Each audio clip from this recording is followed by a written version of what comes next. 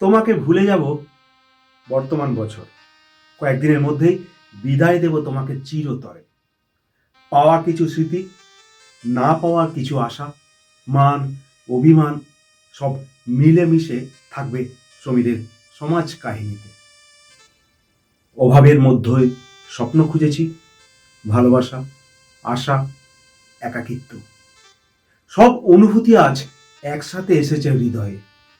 মিলেমিশে সব ব্যথা, সব সব খুশি থাকুক প্রাণে।